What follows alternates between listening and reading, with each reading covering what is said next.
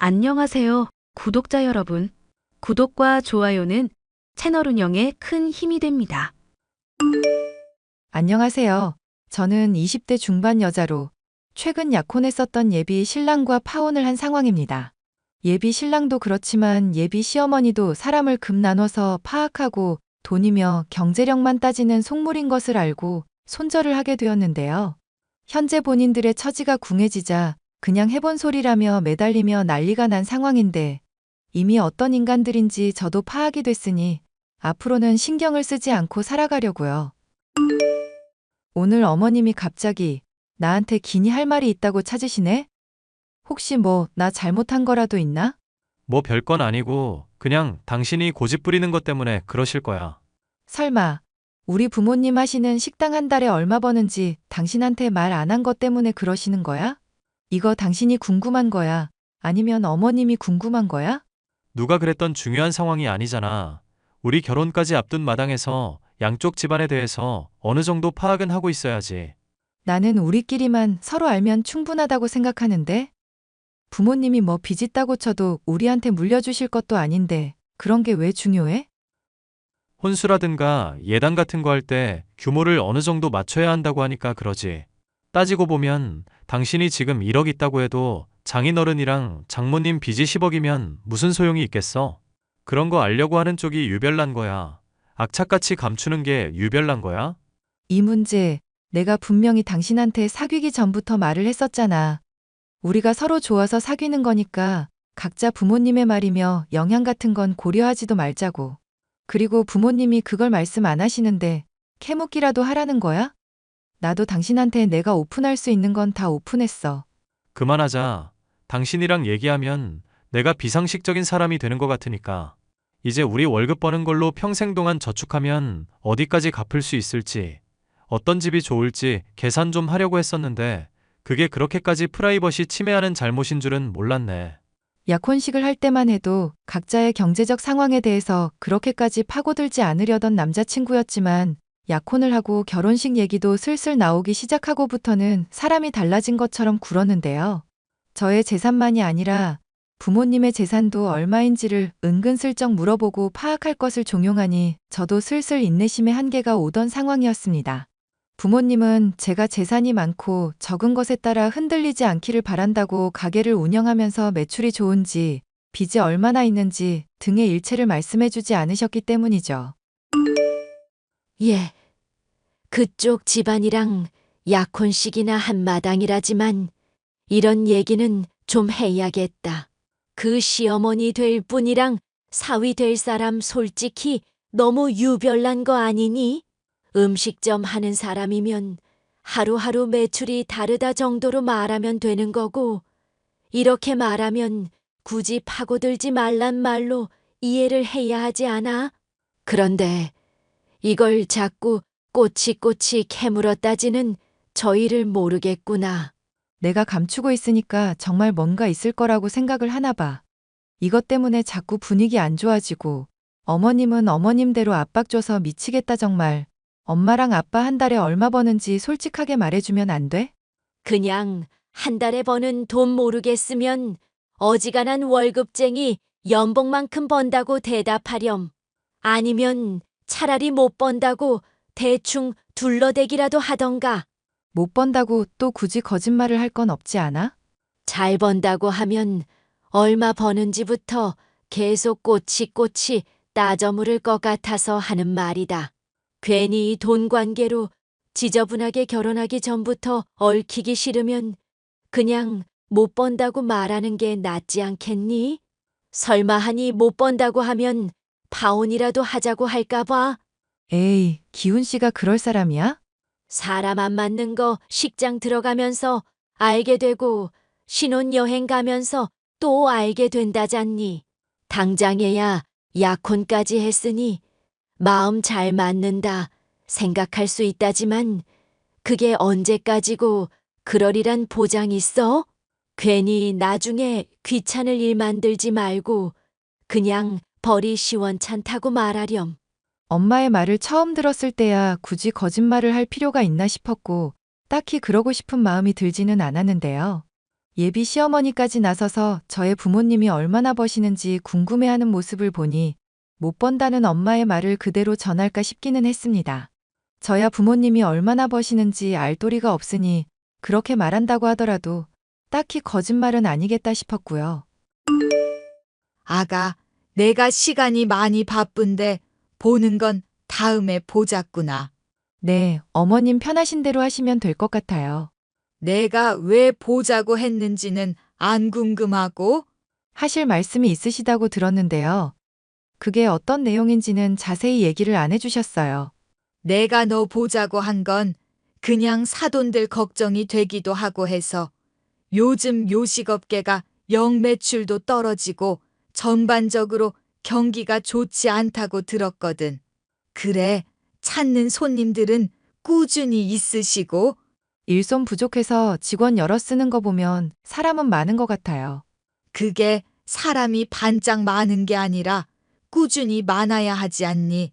밤늦게까지 영업하시는 것 같은데 주류 판매량은 괜찮으시고? 죄송한데요. 어머님이 지금 궁금하신 내용이 뭔지 모르겠어서요. 제가 가게 사정을 빠삭하게 아는 건 아니라서 다 답변을 드리기가 애매한데요. 예, 넌 지금 내가 무슨 가게 점검이라도 하는 줄 아니? 그냥 사돈 양반 어렵다고 하시면 좀 도와드리기도 하려 그런 거지. 그리고 이런 얘기를 자식인 네가 알지 또 누가 알아? 사실 엄마가 최근에 벌이가 좋지 않다고 푸념하시는 거 듣기는 했었어요. 그렇다고 하시면 한 달에 얼마 정도 버시는데 그런 것까지 내가 상세하게 알아야 사람들 데리고 놀러 가든지 말든지 할 거 아니야. 거기까지는 저도 잘 모르겠네요. 꾸준히 찾는 사람들도 점점 줄어들고 있는 것 같기는 하더라고요. 그래, 무슨 이야기인지는 잘 알겠다. 추궁인지 걱정인지 질문인지도 알 수 없는 예비 시어머니와의 문답을 거치고 나니 진이 절로 빠졌는데요. 이 일이 있은 후부터 예비 시어머니와 예비 신랑이 이상할 정도로 자주 식당을 방문하더군요. 아침, 점심, 저녁 한창 바쁠 시간에 방문을 해서 사람들이 얼마나 오나 체크를 하는 느낌마저 받을 정도였죠. 당신 부모님 말이야. 너무 금전 감각들이 없으신 거 아냐? 지금보다 적어도 메뉴들 2배는 돈 더 받아야 마진이 남겠는데. 갑자기 그게 무슨 소리야? 마진이라니? 그리고 가게 얘기가 뜬금없이 왜 튀어나와? 아니, 뜬금없이 하는 게 아니라 그래도 양쪽 집안 경제적인 수준이라는 건 맞추는 게 좋잖아. 아무리 크게 가게를 하고 있다고 해도 순이익이 작아버리면 그건 좀 실속이 없는 거거든. 그러니까 지금 당신이 무슨 얘기를 하는지 모르겠다고. 엄마가 셈에 좀 밝은 편이고 내가 또 경영학 전공자잖아. 대충 계산을 때려보니까 지금보다 2배 정도는 더 벌어들이셔야 우리 집안 수준이랑 좀 맞을 것 같아. 와, 당신 진짜 어이가 없다. 그럼 최근에 자주 어머님이랑 가게 방문했었던 게 가게 매출 계산하려고 그랬던 거야? 사람이 걱정되는 마음으로 호의를 베풀면 그냥 좋게 좀 받아. 뭐 그렇게 꼬치꼬치 따지고 그래. 결과만 좋으면 됐지. 결과고 자시고 간에 이런 문제로 얘기하는 게 난 어이가 없어서 그렇지. 우리 부모님 나 대학 보낼 때까지 키워주시면서 돈으로 나 힘들게 하신 적 없는 분이야. 설령 그렇다고 쳐도 집안 수준을 맞춰야 한다는 게 무슨 말인지 이해가 안 간다. 당신 원래 이렇게 속물인 사람이었어? 당신 생각을 잘하고 말을 하는 게 좋을 것 같다. 예전에 나랑 마음 잘 맞고 말 잘 통한다고 했었지? 그런 것도 결국은 살면서 누린 것들이 비슷한 수준이라 그런 거야. 돈이라는 게 얼마나 중요한지 정도는 좀 새겨놔야 하는 거 아냐? 결혼할 사람 경제관념이 이 정도 수준이라면 실망스러운데. 당신이 내 경제관념 걱정 안 해도 적금 꼬박꼬박 부으면서 나는 알뜰살뜰 잘 살고 있거든. 부모님이 얼마 벌고 못 벌고 이런 문제로 얘기가 나온다는 것도 어이가 없다. 왜? 그럼 우리 부모님이 계속 못 벌고 이대로 살겠다고 하시면 파혼이라도 할 거야? 꼭 경제적인 이유만으로가 아니라 그렇게 억지 부리고 고집을 부린다면야 그럴 수도 있겠지. 당신 이런 사람인 줄 정말 몰랐다. 실망이야. 실망은 당신만 하는 게 아니야. 진지하게 하는 조언이니까 생각 고쳐먹는 게 좋을 거야. 할 말은 그게 다야? 아니, 할 말 그거 말고도 더 있는데 지금 적금 붓는다는 걸 꼴의 경제활동이라고 한 것 같은데 그것도 좀 문제 같다. 주식 같은 것도 하면서 재테크를 할 생각을 해야지. 무슨 사회초년생도 아니고 촌스럽게 적금이 뭐냐. 돈과 관련해서 온갖 지적질을 해대는 예비 신랑의 모습에 저는 경악을 금치 못했었는데요. 지인의 소개를 통해 만나서 사귀고 약혼하기까지 이러한 모습을 전혀 보지 못했기 때문이죠. 결혼할 마당이 되니 본색을 드러내나 싶어 심란하기도 하고 그냥 약혼 자체를 취소해야 하나 생각이 들 정도였습니다. 엄마, 기훈 씨가 하는 말 들어보니까 그냥 나 결혼 문제 다시 생각해야 하나 싶고 그래. 갑자기 그게 무슨 소리니 약혼식까지 한마당에 뭐가 또 그렇게 심사 뒤틀릴 일이 있어서?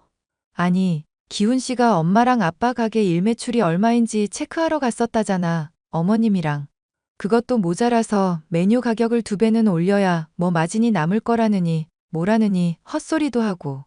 나 참, 박서방, 아니, 그 자식이 정말 그런 얘기를 하든 매일 온다고 서비스 주고 챙겨줬더니 그런 꿍꿍이가 있는 줄 몰랐구나.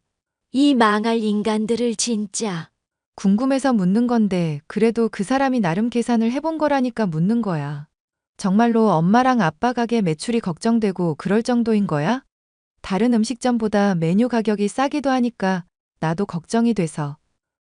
너 괜히 허파에 바람 들어가고 용돈 많이 달라 할까봐 말은 안 했었던 일이다만 말을 해야겠구나. 사실 네 아빠랑 하는 가게 벌이는 나름 괜찮은 편이다. 그 속물 모자가 생각하는 계산이랑은 안 맞을걸? 물론 그 사람들이 하루 종일 보고 있었던 건 아니긴 하지. 근데 나름대로 계산 정확하게 한 것 같은데. 아마 건물 임대료까지 같이 계산을 했겠지. 그런데 가게 있는 건물이 네 아빠 거라서 임대료는 굳이 계산을 안 해도 된다. 뭐야? 그럼 우리 집 부자였었던 거야? 왜 그동안 나한테는 제대로 말을 안 했어? 애초에 부자라고 할 정도로 버는 건 아니고 너한테는 식당 우리 거라고 말했잖니. 건물이라고 있다 해봐야 식당 있는 게 다인데 그게 그거라 말 안 했다. 그 모자는 좀 생각이 다른 것 같다만 엄마는 내가 파혼하는 거 어떻게 생각해? 너가 좋고 감당할 자신 있으면 결혼하는 거지. 엄마가 반대한다고 그게 말려질 일이니? 솔직히 말해서 결혼하기 전에는 돈 연연하지 않는 것처럼 굴었었잖아. 그런데 결혼할 마당 되니까 갑자기 이래서 나도 좀 많이 실망이거든. 벌써부터 이렇게 계산기 두드리는데 앞으로는 더 심해지겠다 싶기도 하고. 그런 걱정이 되면 애시당초 결혼은 안 하는 게 맞다. 나도 네가 그렇게 말해줘서 고맙기까지 하구나. 저는 엄마와 대화하면서도 예비 신랑과 예비 시모가 철저하게 계산을 했을지가 계속 떠올랐습니다. 겉으론 고상한 척 돈에 연연하지 않는 것처럼 굴더니 남을 걱정하는 척 호의를 베푸는 척 계산기를 두드려대는 모습을 보니 앞으로는 얼마나 더 심해질까 걱정까지 되더군요. 이런 대화가 있은 지 얼마 되지 않아 저는 예비 신랑에게서 또다시 황당한 얘기를 들을 수 있었는데요. 자신이 추천하는 주식에 투자하면 몇 배나 되는 수익을 거둘 수 있으니 대출이건 퇴직을 하건 자금을 최대한 장만하라는 얘기였죠. 나는 관심 없으니까 투자하려거든. 당신 혼자서 해. 와, 당신 이렇게 일생일대의 기회를 차버릴 거야? 내가 이거 어떻게 얻은 고급 정보인데. 그러니까 고급 정보고 뭐고 잘 모르니까 안 하겠다고. 나는 그냥 월급 꼬박 받으면서 받는 돈으로 만족할 수 있는 사람이야. 그러니까 당신이 평생 서민에서 못 벗어나는 거야. 됐다. 신분 상승할 수 있는 기회를 본인이 걷어차겠다는데 내가 뭐 어쩌겠냐. 뭐? 신분 상승할 기회를 걷어차? 그럼 내가 뭐 지금 노비 신분이라도 된다는 거야? 그냥 그런 맥락인가 보다 하고 이해하면 됐지. 뭘 또 따지고 들어? 막말로 내가 틀린 말 한 건 또 없잖아. 현대사회에서 경제적인 차이로 수저 나뉘는 건 알고 있지? 아, 당신이 그래서 나보다 수저가 더 낫다 이 말이네? 미안하다만 우리 부모님도 벌만큼 버시거든요? 저번에도 말했지만 덩치가 크다고 전부가 아니야. 순이익이 얼마나 되는지가 중요한 거지. 이건 뭐 몰라도 너무 모르니까 설명하기도 힘드네. 결혼식 얘기 나오기 시작하니까 왜 이렇게 돈 얘기가 많아져? 됐으니까 이 문제로 더 말하지 마. 나 정말 짜증나려고 그래. 예비 신랑과의 말다툼을 끝낸 지 얼마 되지 않아 지긋지긋한 예비 시모로부터도 연락이 오더군요. 나다. 예비 시엠이. 우리 집 며느리는 아무나 못 드리는 거 알고 있지. 내가 아무리 생각을 해봐도 너가 그런 자격이 있는지 모르겠구나. 죄송하지만 어머님이 하고 싶으신 말씀이 뭔지 모르겠어요. 그러니까 이 집안에 어울리는 사람이라는 걸 너가 좀 증명해 줬으면 싶다는 말이잖니. 그리 어려울 건 없다. 네가 기훈이한테 큰 소리 친 거의 절반만 하면 되니까. 아, 제가 기훈 씨한테 부모님 형편 어렵지 않다고 했었던 얘기 말씀이신가 보네요. 내 말 아직 안 끝났다. 듣기부터 하거라. 우선은 한 달에 한 번씩 가족 해외여행 보내주고 용돈은 달에 200씩 줘야 한다. 피부과는 주에 한 번씩 정도면 충분하겠구나. 가능하겠니? 이 정도 가능하면 결혼 허락하마. 아니요, 불가능할 것 같으니까 댁 아들한테는 파혼하자고 전해주세요. 뭐, 댁아들, 너 지금 맛이 갔어. 어디 감히 어른한테 말버릇이 그따위야. 그러는 당신들은 어디 나한테 태도가 이따위신데요? 모자가 쌍으로 돈 가지고 헛소리 해대는 거 더 듣는 것도 짜증나거든요. 보아하니 시험이니 자격증명이니 뭐니 하면서 저한테 아쉬운 소리 하고 싶게 만들 생각인가 본데 전 그럴 맘 없어요. 그러니까 댁 아들한테 파혼이라고 전해나 달라고요. 착각하지 마라. 너가 파혼이니 뭐니 결정하는 게 아니니까 돈 없고 찌질한 네 가족 꼴을 앞으로 감당할 자신이 없어서 우리 집안이 결정하는 거야. 알겠니? 아, 제가 아까 여행 보내는 거 불가능하다는 말을 그렇게 해석하셨구나. 미안한데 아줌마, 가게 입점한 건물 자체가 부모님 거라 아줌마가 생각하는 것보단 형편 넉넉하거든? 단지 돈 문제 가지고 쌍으로 찌질대는 모자한테 돈 쓰는 게 불가능하다는 뜻이야. 알아? 야, 이 미친년이 뭐가 어쩌고 어째 너 당장 내 앞으로 튀어와. 남한테 튀어오라 말아 할 거면 가게에서 그간 받은 서비스나 토해내. 돈 많다는 것들이 오히려 더 독하다니까? 파혼을 선언하고 그간 겪은 스트레스를 되갚아줬더니 예비 시모는 아주 발광을 하더군요. 그런데 이런 통쾌한 일은 이것으로 끝이 아니었습니다. 확실한 정보라며 주식에 많은 돈을 투자했었던 전 예비 신랑이 어느 날인가 눈물로 호소를 해오더군요.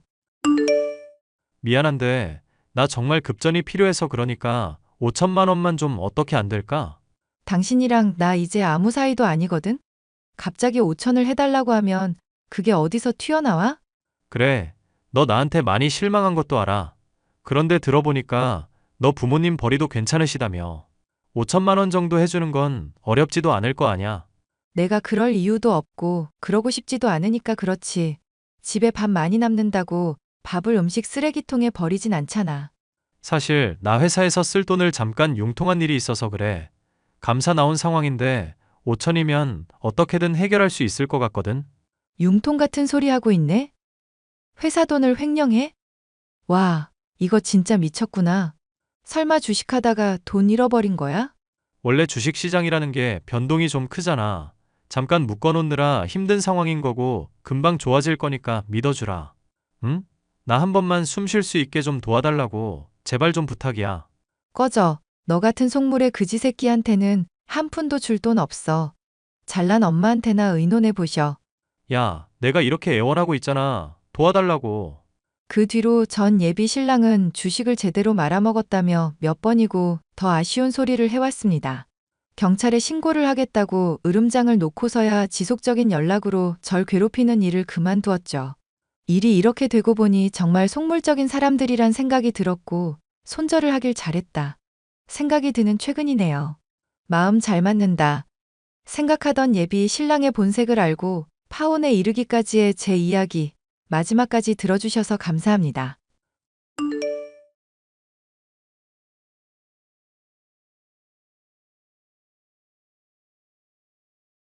안녕하세요. 저는 딸 하나를 키우고 있는 30대 여성입니다. 직업은 간호사고요. 얼마 전 저에게 생긴 엄청난 일을 설명하기 위해서는 저의 자산 현황을 먼저 말씀드려야 할 것 같습니다. 몇 년 전 제가 보유한 코인이 엄청난 수익을 내서 수억 원의 수익을 냈습니다. 아무에게도 말하지 않았지만 제 남편은 제가 그 코인을 처음 샀을 때부터 모든 것을 알고 있는 상태였습니다. 그런데 어느 날 시어머니가 저에게 조금 이상한 요구를 하더군요. 영지야, 이제 너도 내 딸이나 마찬가지 아니겠니? 나한테 엄마라고 불러라. 네? 엄마요? 왜 싫으니? 싫은 건 아니고요. 저도 엄마가 있는데 갑자기 어머님한테 엄마라고 부르기가 어려워서요. 이대로 어머님이라고 부르면 안 될까요? 어렵게 생각할 것 없단다. 나는 딸도 없고 아들만 하나잖니. 그래서 항상 외로웠단다. 그래서 며느리인 널 딸처럼 생각하기로 했어. 요즘 영진이가 얼마나 예뻐 보이는지. 내 배로 낳았어도 이만큼 이쁠 순 없을 거야. 감사합니다, 어머님. 댁 어머님 아니고 엄마. 자, 엄마라고 불러봐. 엄마요? 정말 어려운데요. 좀 내키지가 않아요. 그래. 하지만 천천히 적응되겠지. 우리 사랑하는 딸 영지야. 내가 널 얼마나 아끼고 귀하게 여기는지 알지? 네네. 그럼 우리 오늘부터 엄마랑 딸이 된 기념으로 서로 사랑한다는 말 한마디씩 하자꾸나. 사랑한다. 우리 딸. 사랑합니다. 요즘에는 시댁 부모님과 친부모처럼 친근하게 지내는 며느리들도 있다고는 들었는데요. 저는 그러지 못했고 그러고 싶지도 않았습니다. 저희 시어머니는 어딘가 모르게 불편한 느낌이 있었거든요. 그런데 시어머니는 저에게 계속 본인을 엄마라고 지칭하며 자신에게 친부모처럼 대해줄 것을 요구했습니다. 영지야, 엄마 내일 동창회 가는데 말이야. 엄마, 입을 옷이 없네. 제가 저번에 백화점 가서 옷 사드렸잖아요. 그거 입으시면 안 돼요? 그런 거 말고 나도 우리 딸처럼 젊게 입고 싶어서 그래. 내가 쇼핑몰 주소랑 내 아이디 비번 보낼게. 내 장바구니에 담아놓은 옷 좀 결제해다오. 우리 딸. 어머님, 저 이번 달에 마이너스예요. 들으셨는지는 모르겠지만 그이가 접촉사고를 내서요. 그거 제 돈으로 막느라 정말 허리가 휘고 있어요. 지금 제 옷은커녕 양말 한 켤레도 못 사고 있어요. 죄송해요. 너는 딸이 되어서 엄마가 거지같이 살면 만족하니? 엄마가 거지면 딸도 거지인 거야. 너는 엄마가 길바닥 거지처럼 살아도 좋아. 어머님, 그런 뜻이 아니라요. 엄마라고 부르라니깐. 우리 딸이 나한테 이렇게까지 벽치는 거 엄마는 너무 슬퍼. 엄마랑 딸 사이에 그런 법은 없는 거야. 우리 서로 사랑하며 살아도 모자랄 시기에 어머님이라니. 그렇게 슬픈 말은 하지 말아줘. 저 정말로 이번 달은 어려워서 그래요. 옷은 다음 달에 결제해 드릴게요. 내가 우리 동규한테 다 들었다. 우리 딸 아주 부자라면서 코인으로 대박났다며? 어머님이 그걸 어떻게 아세요? 제가 동규 씨한테 아무한테도 말하지 말라고 신신당부했는데요. 엄마랑 딸 사이에 비밀이 어딨니? 엄마는 우리 딸이랑 일심동체가 되고 싶단다. 우리 사이에 비밀 같은 건 있어서는 안 돼. 그리고 말이지, 너 친정엄마한테 매달 용돈 드리고 있다면서? 동규 씨가 그런 것까지 말했어요? 네. 저희 엄마 몸이 약하셔서 지금 경제 활동을 못하고 계세요. 저라도 도움을 드리지 않으면 안 될 것 같아서요. 동규 씨가 벌어오는 돈으로 드리는 거 아니고요. 제가 개인적으로 드리는 거예요. 듣자 하니 다른 사람들 월급만큼 준다면서? 금액은 말씀드리고 싶지 않아요. 저희 엄마는 저 키우시느라 모든 걸 희생하셨어요. 딸이 된 도리로 이 정도 하는 건 당연하다고 생각해요. 너는 내 딸이기도 하잖니. 나한테도 딸된 도리를 다하는 게 어때? 저 어머님한테 잘하고 있는 거 아닌가요? 같이 여행도 가고, 백화점 가서 쇼핑도 하고요.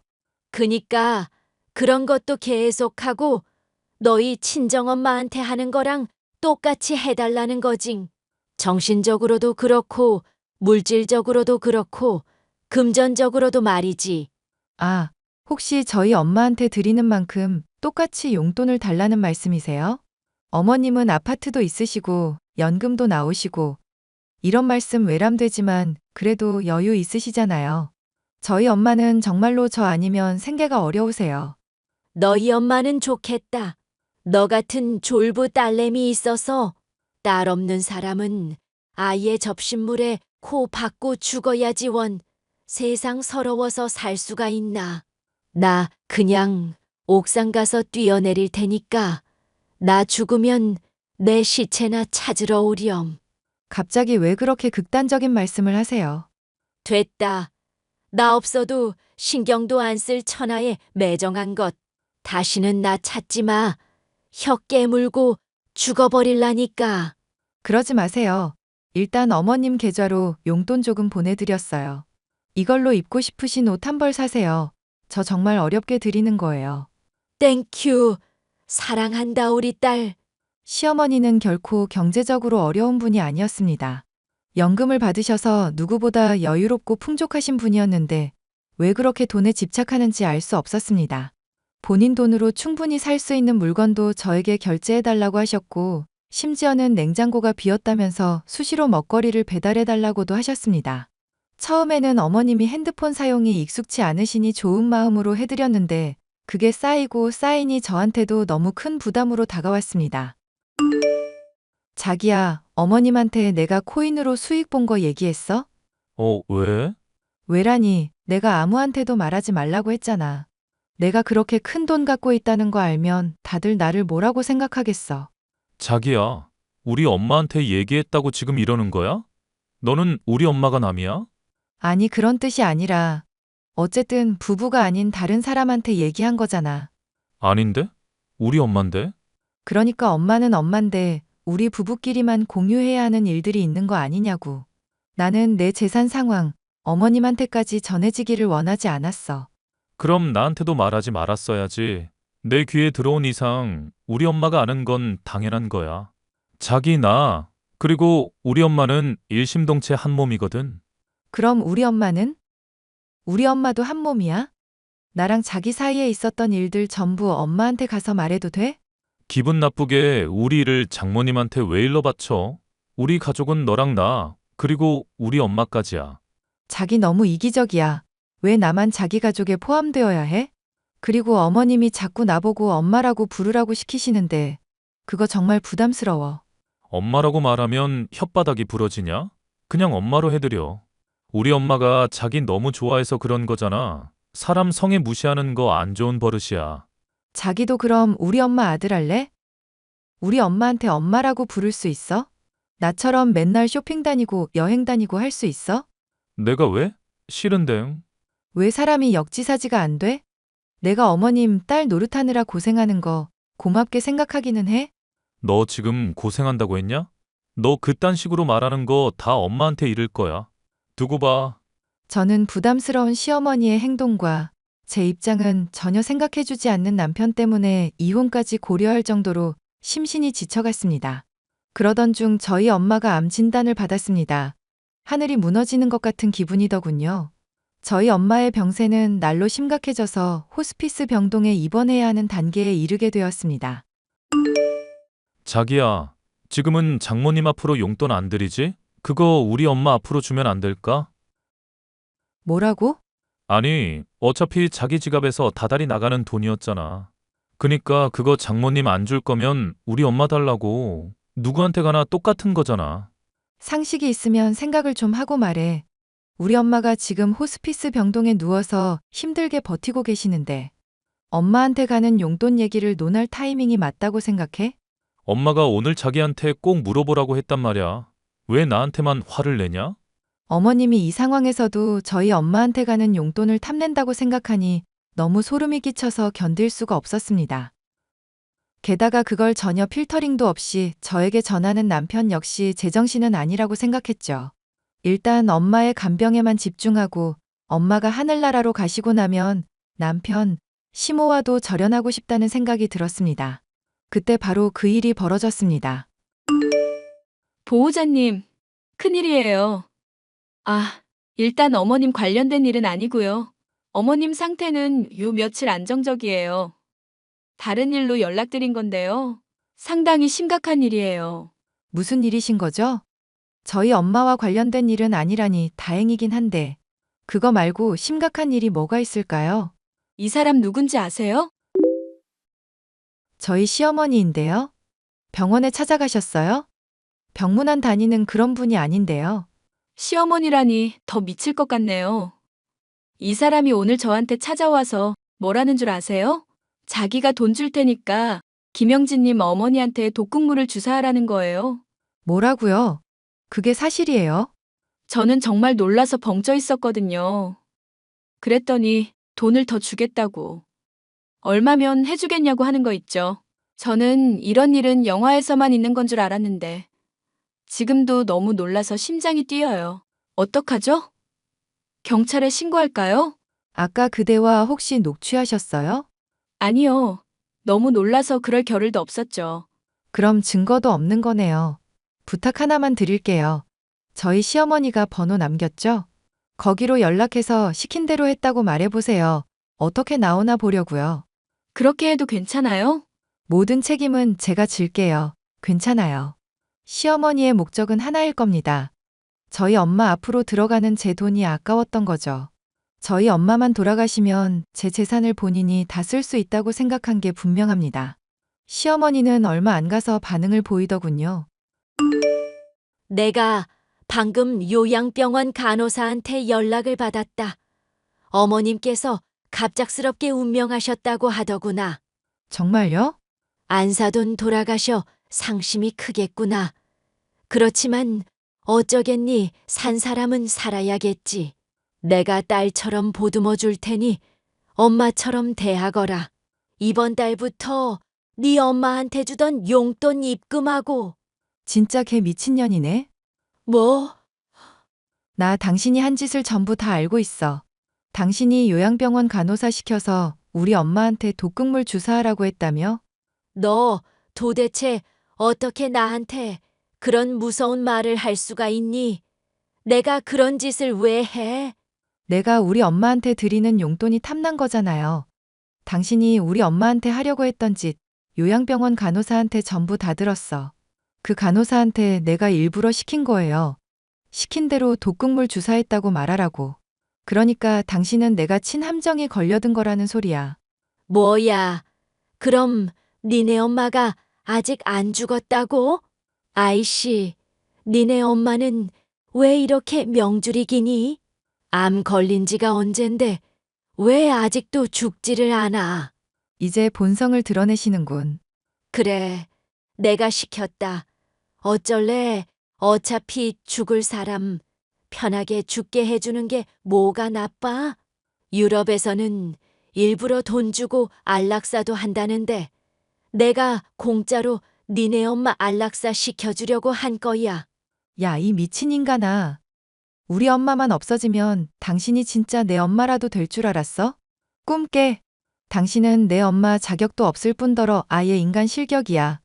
남은 여생은 아주 비참하게 보내도록 기원할게. 저는 모든 증거를 모아 경찰서에 고소를 했고 그 과정에서 저희 남편과 시어머니가 나눈 대화본까지 입수할 수 있었습니다. 시어머니의 단독 행동이 아니라 남편까지 연루되어 있다는 사실에 뒷목을 잡았습니다. 이 도라이야, 이혼해. 너네 모자는 완전히 소시오패스 사이코패스야. 자기야, 나 한 번만 봐주라. 일단 나는 엄마가 시키는 대로 한 거야. 엄마가 다 계획한 거고 나는 따라간 것뿐이란 말이야. 나는 고소하지 말아주라. 응? 그걸 내가 믿을 거라고 생각하냐? 너도 너네 엄마랑 똑같은 인간이야. 콩밥이나 처먹어라, 이 모자란 인간아. 저는 남편과 시모를 살인교사 혐의로 고소했고 아직도 재판은 진행 중입니다. 남편과는 바로 이혼했고 아이는 제가 데려오게 되었습니다. 알고 보니 시모는 빚이 어마어마했습니다. 본인의 사치를 감당하지 못해 백화점에서 할부로 신용카드를 긁어대며 생활하고 있었던 것입니다. 그 빚을 갚기 위해 저희 엄마의 목숨을 빼앗고 제 재산을 가로채려 했다는 게 너무 어이가 없을 뿐입니다. 설령 저희 엄마가 하늘나라로 떠난다고 할지라도 저는 절대 시모에게 용돈을 주거나 큰 돈을 쥐어줄 생각이 없었기 때문입니다. 제가 겪은 일들을 이렇게 털어놓고 나니 속이 후련하네요. 긴 사연 들어주셔서 정말 감사드립니다.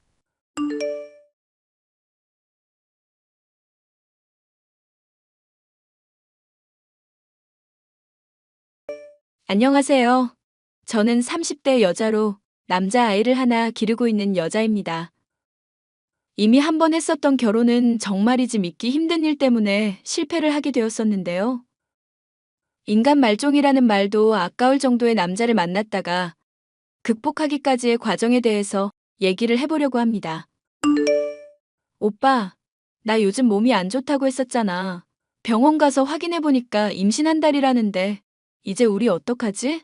어떡하긴 내가 설마 애라도 지우라고 할 줄 알았어? 너랑 나 사이에 태어난 생명인데 당연히 책임져야지. 설마 그럼 나랑 결혼할 거라는 얘기야? 그런 말 이제까지 나한테 한 번도 한 적 없었잖아. 일이 이렇게 된 마당에 결혼을 하자는 게 아니라 정말로 너가 좋아서 그러려는 거야. 내가 앞으로 너 책임질 테니까 믿어줘라. 나 허접한 놈 아닌 거 알지? 우리 고작 만난 지 3개월밖에 안 됐다면서 천천히 알아보자더니?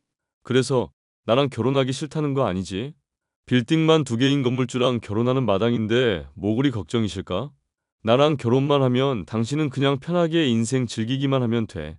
채팅 어플을 통해 만나게 된 남자는 저와 천천히 알아가는 시간을 갖자고 말을 했었지만 사귀는 도중 아이가 들어서게 됐고 급하게 결혼까지 하게 됐는데요. 저와 결혼한 남편은 보육원 출신으로 일가 친척이 하나도 없다고 해서 결혼식은 조촐하게 치르기로 했었죠. 남편은 건물주라 그런지 딱히 일하는 모습도 없이 돈을 꼬박꼬박 잘 갖다 주는 사람이었습니다. 그런 남편이 변하기 시작한 것은 결혼을 한 지 5년이 다 되었을 시점부터였는데요. 나 앞으로 당분간은 당신한테 생활비 못 줄 것 같으니까 그렇게 알아. 이렇게 갑작스럽게 오빠 돈 많이 번다면서 아니, 그래도 건물 살 때 대출받은 돈도 상환을 해야 하는 상황이니까 그러지. 그리고 임대준 건물의 사장들이 제깍제깍 돈을 안 주기도 하고. 그런 거라면 내가 좀 따져줄까? 삼촌이 변호사 하셔서 나도 나름대로 법에 대해서 잘 알고 있는데 뭐 그런 분까지 나설 만한 일은 아니고 너가 변호사인 것도 아니잖아. 내가 알아서 좋게 좋게 해결을 해볼게. 어쨌거나 생활비 주는 건 좀 문제가 있을 거니까 적어도 3달, 아니 2달만 좀 참아봐. 2달씩이나? 그동안 우리 애기랑 오빠랑 생활은 어떻게 하라고? 저금해놓은 돈이 괜히 있는 거 아니잖아. 이럴 때 쓰라고 있는 거지, 안 그래? 남편이 주는 생활비를 가지고 아이를 기르며 무던하게 지내던 삶은 그날로부터 치열해지기 시작했죠. 저는 직접 일을 해야만 했고 생활비를 주겠다는 남편은 이런저런 핑계를 대면서 저와의 대화를 피하기 시작했습니다. 오빠 요즘 왜 이러는 거야? 혹시 다른 여자라도 생겼어? 너야말로 나한테 왜 이러는 건데? 돈이 그렇게 필요하면 나가서 벌면 되는 거잖아. 남편이 요즘 자금 쪼달린다고 하는데 그걸 못 참고 그렇게 보채냐? 내가 이유 없이 보채는 거 아니잖아.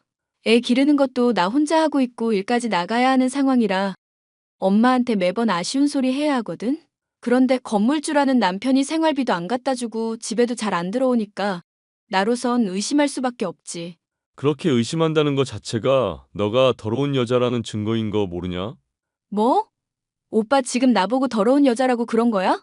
채팅 어플에서 만난 연 건물주 아내 만들어줬더니 남편 잡아먹으려는 꼴 보니까 내가 답답해서 그런다. 내 나름대로 고충이 있고 힘든 일이 있는데 너가 자꾸 이러면 나도 같이 못 살아. 같이 못 산다면 이혼이라도 하겠다 이거야?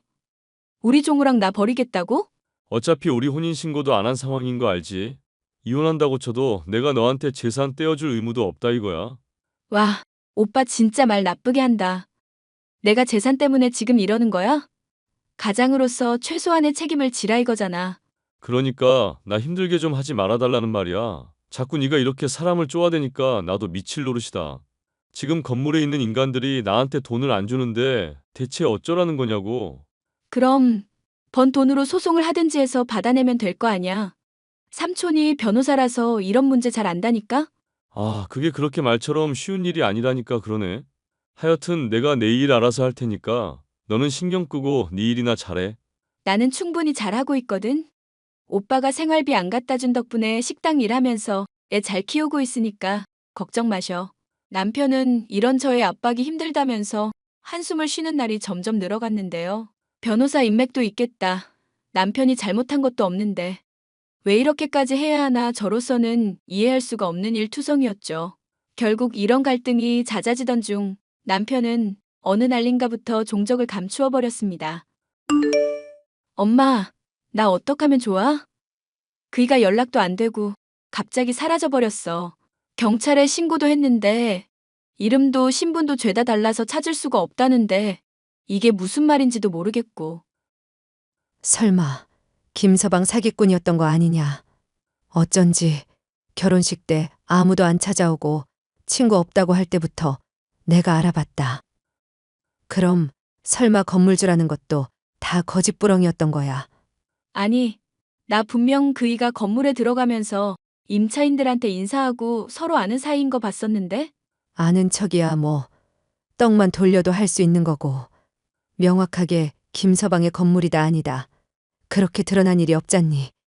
하여튼 이 일 아빠 곧 알게 될 텐데 큰일이다 큰일. 지금 아빠가 알게 된다 아니다가 중요해? 나 머리가 터질 것 같고 온갖 상상이 다 들어서 미칠 것 같은데? 나도 답답해서 그러지 이거사. 하여튼 간에 나도 백방으로 알아볼 테니까 너 일단 친정으로 오기나 해라. 대충 너랑 김서방이랑 부부 싸움했다고 둘러대고 몇 주 정도는 네 아빠 모르게 해볼 테니까.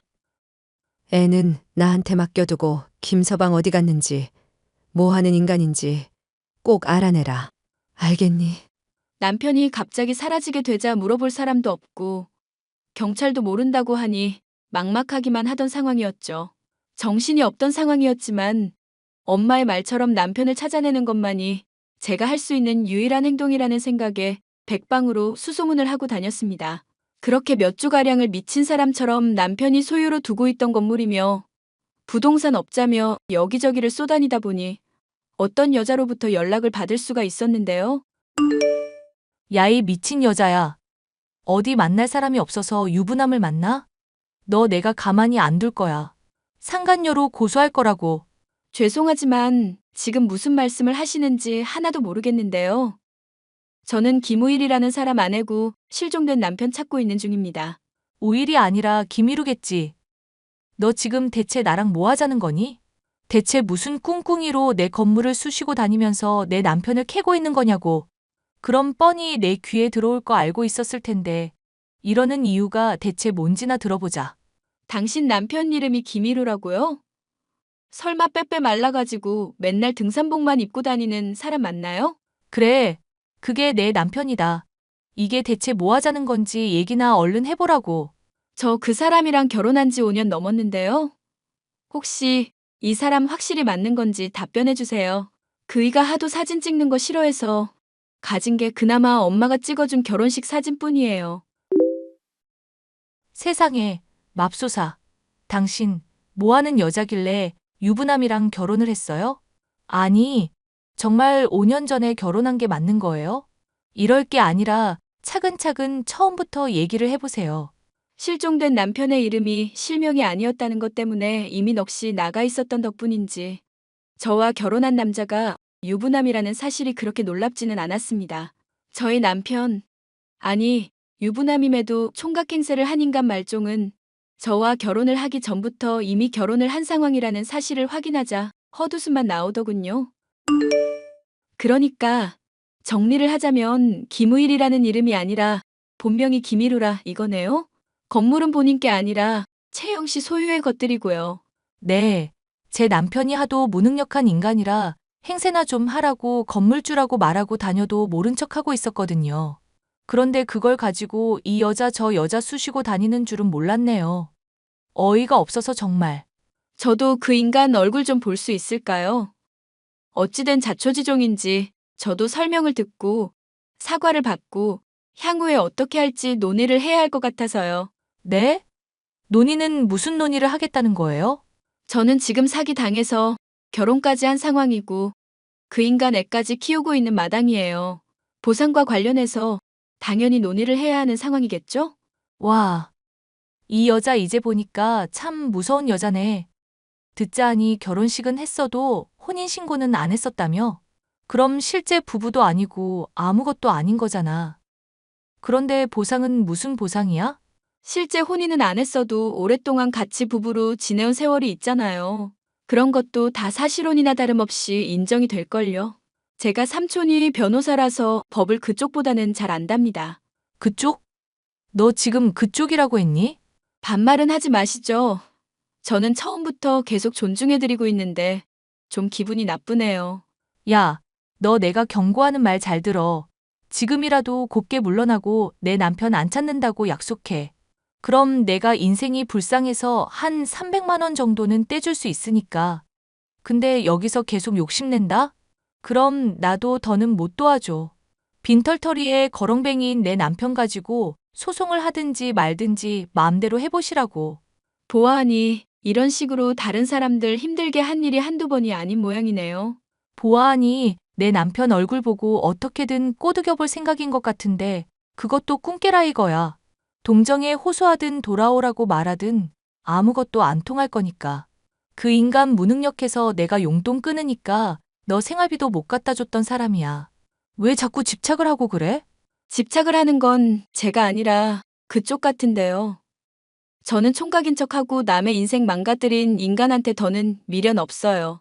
그냥 사과를 받고 싶은 것뿐이고 정당한 보상을 달라고 말하는 것뿐이거든요.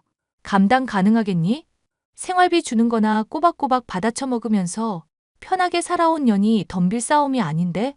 되게 망할 남편이 생활비 안 주고 뻗댈 때도 저는 나름대로 살 방법을 모색했거든요. 힘들다고 주저앉아 있는 사람은 아니니까 걱정 안 하셔도 돼요. 저는 결국 소송을 진행하게 되었습니다. 변호사인 삼촌을 통해서 관련 증거들을 수집하고 나니 재판의 결과는 저에게 유리한 상황들 뿐이었죠. 일이 이쯤 되자 한때나마 제가 남편이라 생각했던 인간이 그제서야 연락을 취해오더군요. 야, 너 대체 무슨 생각으로 이러는 건데? 정말 이런다고 너가 소송해서 떼돈이라도 만질 수 있을 것 같아? 괜히 돈 하나도 못 받고 피눈물 쏟기 전에 준다는 돈이나 합의하고 받아라 좀. 얼굴 볼 용기도 없어서 부인한테 맡기고 숨어있던 인간이 할 말이니? 됐으니까 내 앞에 와서 무릎 꿇고 사과부터 해. 그래야 내가 대때 말을 듣는 신용이라도 하지. 아니, 제발 이러지 좀 말자. 나도 물론 잘못한 거는 인정을 해. 그런데 이렇게 한몫 잡으려고 하는 건 아니지. 나는 너가 최소한의 양심은 있다고 생각했었는데 그게 아니었나 보네. 종우 아빠로서 생활비 꼬박꼬박 주면서 성실히 산다고 생각했었던 것도 그냥 부인한테 받는 용돈의 일부분일 뿐이었고. 대체 넌 뭐하는 인간이고 무슨 생각으로 살아가는지도 모르겠다. 같이 좋아서 즐겨놓고 이제 와서 내 탓하는 거야? 솔직히 너 내 덕분에 인생 편하게 살았잖아. 너랑 같이 산 5년이라는 세월 동안 집안일이며 애 돌보는 거 다 나 혼자 했어. 말 좀 험하게 해서 서운해도 내가 돈 못 번다는 이유로 참아야 했고. 그래놓고 지금 잘했다고 이러는 거야? 그래서 지금 미안하다고 하잖아. 알겠으니까 이제 제발 좀 그만하자. 부인이 이 문제 해결 못하면 나 쫓아낼 거라는데 제발 사정 좀 딱하게 여겨줘. 아빠 없이 잘할 종우 생각해서라도 나는 여기서 못 그만두겠는데? 그리고 지금 내가 그만두지 못하는 건 종우나 당신 때문만이 아니야. 같은 여자로서 받은 고통, 나 몰라라 하고 아나무인격으로 굴던 그 여자 때문이지. 둘이 싸잡아서 죄 지은 값 받는 거니까 그런 줄이나 알아. 야, 내가 이렇게 빌고 있는데 그만 좀 해라. 얼굴 보고 무릎 꿇으면 그때야 그만할래? 아니, 꼴도 보기 싫으니까 찾아올 생각하지도 마. 찾아오면 경찰에 신고할 거니까. 내 아내가 지금 이 문제로 쓰러진 상황인데도 그런 말이 나와? 병원 간 사진 보내주면 믿을래? 나보고 감당 가능하겠냐고 그러더니 본인이 오히려 더 약했네. 야, 너 진짜 나한테 이러면 안 돼. 제게 소송을 그만두라면서 종용하는 인간 말종의 모습을 보니 처음 남편이라 믿었던 인간이 실종되었을 때보다 더욱 큰 상실감을 느낄 수밖에 없었는데요. 이제는 제 마음에 남은 일말의 인정이나 동정심을 버려야겠다는 생각을 확실하게 품게 됐죠. 저는 삼촌과 함께 모은 증거들을 취합해 소송을 하게 되었고, 마침내 승소를 할 수 있었습니다. 소중한 아들 종우의 양육비는 물론 오랫동안 절 기만해온 세월에 대한 보상 역시도 충분히 받을 수가 있었죠. 예, 종우는 내가 돌봐줄 테니까 오늘 선자리 꼭 나가거라. 그쪽도 한번 다녀오긴 했는데 사별한 사람이라서 너랑 조건이 딱 맞아. 괜히 너 이혼한 상세 얘기는 꺼내지 말고. 알겠어. 그게 또 뭐 그리 대단한 비밀이라고. 내가 알아서 할 거니까 신경 꺼. 그리고 그런 문제 정도로 접을 사람이면 인연이 아닌가 보지. 내가 답답해서 그러지 이거사. 애 키우기 충분한 돈이 있다고 세상살이가 능사가 아니야. 그래도 든든한 남편이 있어야 하는 거다. 알겠니? 잘 알겠는데 마음에 드는 사람을 만날 수 있어야지. 무엇보다 믿을 수 있는 사람인지도 파악할 수 있어야 하고. 꽝을 한번 뽑았으면 연속으로 또 뽑지는 않을 거다. 그리고 언제까지 그 인간 같지도 않은 놈 생각하면서 살 거냐? 그쪽 집안도 소송 지고 나서 여자도 쓰러지고 완전 풍비박산 났다면서? 그런 얘기는 못하러 해. 하여튼 내가 내 문제 알아서 할 거니까 너무 보채지 마셔. 소송에 패배했었던 저의 전 남편은 부인에게 전에 없이 막대한 피해를 입혔는데도 여전히 정신을 못 차리고 바람을 피우고 다닌다 들었습니다. 저 같은 피해자를 무시하며 이쁘지도 않은 인간을 감싸던 여자는 막대한 재산을 잃고 현재 전 남편과 함께 월세살이를 하는 신세가 됐다는 얘기 또한 전 남편의 부인을 통해 들을 수 있었는데요. 제게 이런 얘기를 하면서 이 모든 일의 원인이 저 때문이라고 원망하는 모습을 보니 아직도 정신을 차리려면 한참은 멀었다 싶은 마음이네요. 손절해야 할 인간을 손절하지 못하고 곁에 두고 계속 고통받는 걸 보니 어찌 보면 그런 무능하고 인간 말종인 인간과 결별하게 된 지금이 행복한 건 아닐까 싶어요. 앞으로 아이를 홀로 계속 키우게 될지 다른 누군가와 결합을 하게 될지 모르겠지만 부디 전 남편과 같은 인간 말종만은 만나지 않기를 바라는 마음입니다. 사연 마지막까지 함께 해주셔서 감사합니다.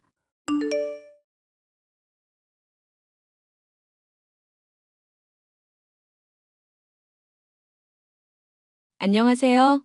부산에서 친정 부모님과 함께 세탁소를 운영하고 있는 30대 중반 여성입니다.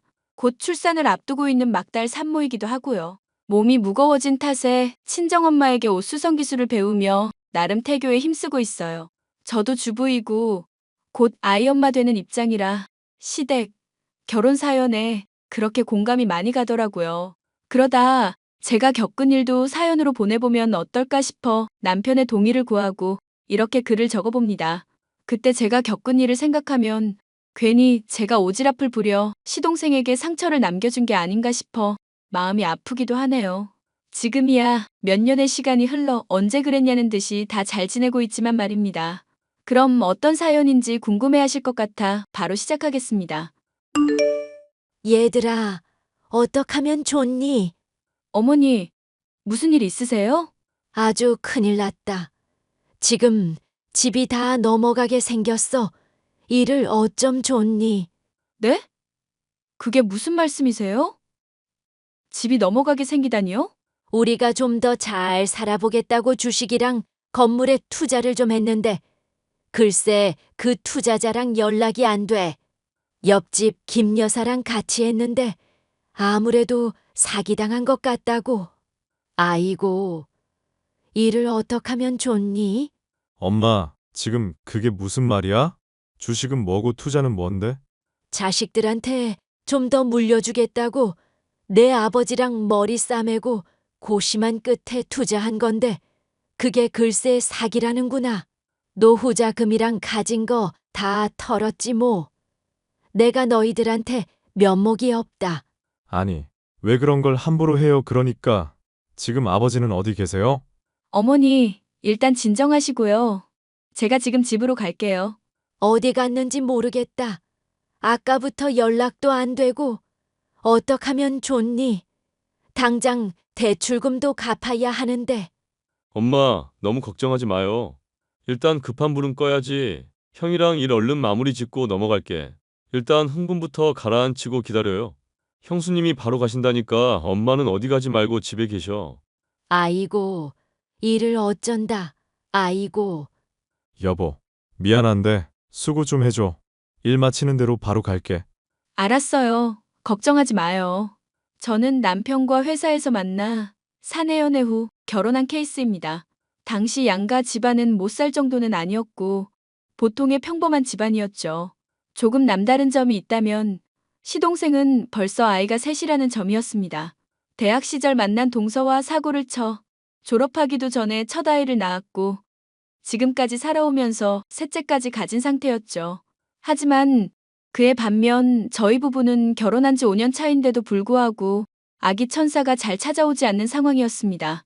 시부모님은 국밥집을 운영하고 계셨는데 아들 둘 장가 다 보내고 노후 자금까지 마련해 놓으셨을 정도로 여유 있으셨어요. 하지만 자식들한테 하나라도 더 물려주고 싶은 욕심에 주식과 부동산 투자에 손을 대셨다가 큰 피해를 입고 말았습니다. 집을 담보로 대출받아 외지에 땅을 마련하셨고 투자금까지 마련하셨는데 안타까운 결과를 초래하고 만 거였죠. 그리고 그 충격으로 시아버지가 갑작스레 쓰러지셨고 결국 황망히 하늘나라로 가시고 말았죠. 하루아침에 길거리에 나앉게 된 시댁은 정말 전쟁터가 따로 없었어요.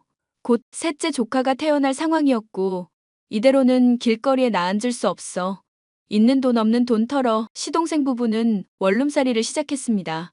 시어머니는 저희 부부가 모시고 살게 되었고요. 그런데 말입니다. 사람이 어려울 때 서로 돕고 살아야 된다고 하는데 손아래 동서는 그걸 당연하게 받아들이는 것 같았어요. 마치 자기들이 이 정도 수준이니 조금이라도 여유 있는 당신들이 알아서 해라? 같은 심보 말입니다. 호의가 계속되면 권리인 줄 안다는 말이 있는데 동서가 딱 그 짝이더라고요. 어머니, 집에 안 계세요? 응, 나 저기 일하러 나왔어. 네? 무슨 일이요? 그냥 집에서 쉬시라니깐요. 어디서 일하시는데요? 어떻게 내가 가만히 있니? 나도 염치라는 게 있다. 요 앞 사거리 병원 건물 알지? 거기서 건물 청소 시작했어. 어머니, 고생하시는 거 원치 않아요. 이참에 좀 쉬시라니까. 에이, 도영이네도 저렇게 사는데 내가 한 푼이라도 벌어서 이사라도 갈 수 있게 해줘야지. 어머니, 저희 다 돈 벌고 있고 상황 조금씩 나아지고 있잖아요.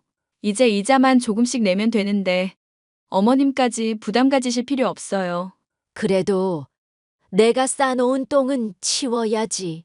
너희들 잘 먹고 잘 살게 해주겠다고 우리가 얼마나 개고생을 했는데 그대로는 아니지만 조금이나마 보탬이 된다면 뭔들 못하겠니? 어머님, 아버님도 그렇게 되시고 하루라도 마음 편하실 날 없었잖아요. 누구보다 저희가 더 잘 알아요. 그러니 마음 쓰지 마시고 힘들게 일하지도 마시고 이제는 좀 편하게 사세요. 말이라도 고맙다. 그나저나 둘째네는 연락 자주 오니? 새아가가 곧 출산인데 가뜩이나 올여름이 덥다는데 걱정이 이만저만 아니구나. 매일 연락하는 건 아니지만 종종 연락 와서 아이 맡기기도 하고 그래요. 도울 수 있는 건 도와야죠. 아이들 때리고 몸 건사하는 것도 힘들 텐데요. 그러게 말이다. 큰애니가 있어서 든든하구나. 오늘은 일찍 끝나는 날이니까 내가 들어가서 빨래 좀 해놓으마. 너도 일 보고 천천히 들어오렴.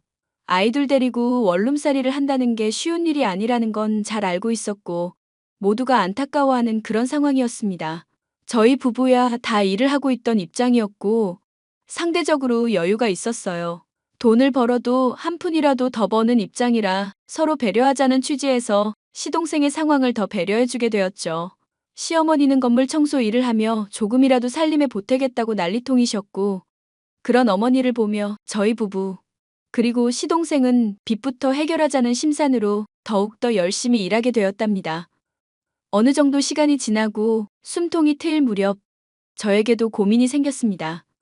바로 아이 문제였어요. 저는 회사를 다녀 바쁜 생활 때문에 아이가 생기지 않는 것 같아 회사를 그만두고 자녀 계획을 세우기로 했습니다. 시댁 상황이 여의치 않았지만 더 이상 자녀 계획을 미루다 보면 영영 못 가질 것 같았으니까요. 친정 부모님이 도와주신다고도 했고, 저희 부부가 이제는 정말 아이를 가져야겠다고 마음먹었기 때문이었죠. 그러면서 세탁소를 운영하던 부모님을 도와 일을 시작했고, 조금씩 규모를 키워나가게 되었답니다. 당신 세탁소 일하는 거 안 힘들어? 회사 다니면서 권 부장님 눈치 보는 것보다는 나아.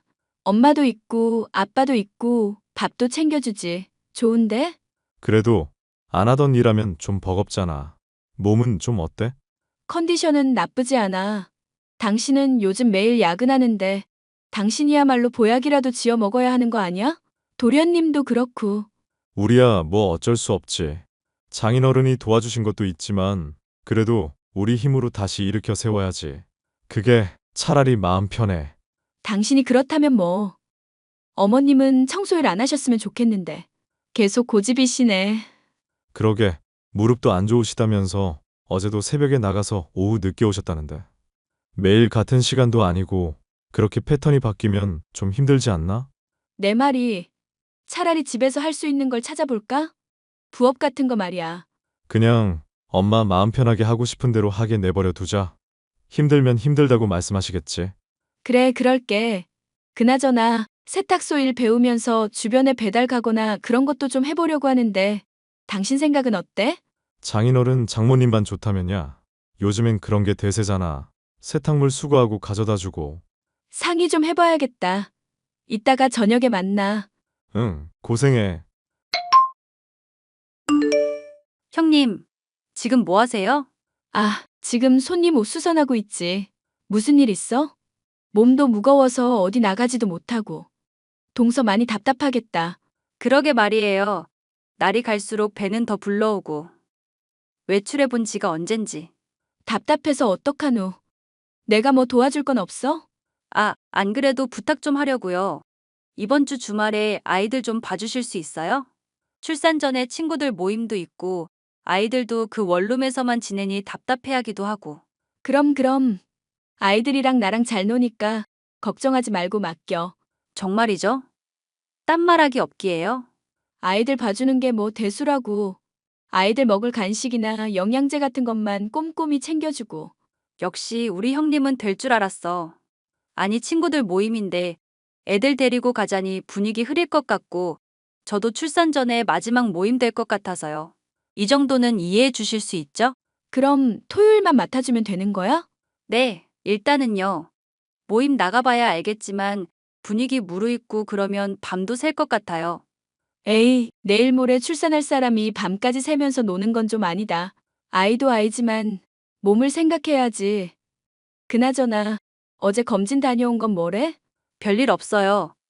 아기도 잘 크고 있고 이제 출산만 하면 되니까요. 아무튼 형님, 저 그럼 애들 짐 쌀게요. 그래. 그럼 내가 이따가 데리러 갈게. 네, 감사해요. 시동생 부부가 원룸에서 생활하는 바람에 가끔씩 아이들을 저희 집에 데려오곤 했는데요. 막달 임산부인 동서가 쉬는 시간도 있어야 하고 가끔 약속이 있을 때면 종종 맡기곤 했었답니다. 그런데 언제부터인가 아이들을 맡기는 게 자연스러워졌고 제가 회사를 그만둔 이후부터는 아예 대놓고 애들 보내면 안 되냐고 하더라고요. 사실 예전에 동서가 저에게 말실수한 게 있는데 결혼하기 전에 친정집에 대해 이야기하니까 집안 퀄리티가 안 선다고 했었나? 그랬을 거예요. 뭐 지난 일이니까 이제는 아무렇지 않은데 당시에는 제가 많이 상처받았었거든요. 아무튼 동서는 저에게 아이들을 자주 맡겼고 외출하는 일이 잦았었답니다. 동서도 시댁이 그렇게 되고 나서는 뭐라도 해보겠다는 심산으로 공동구매나 구매 대행을 해주는 일을 하더라고요. 자기 딴에는 유명한 인플루언서라며 온 동네방네 떠들고 다니며 자랑해대기 바빴죠.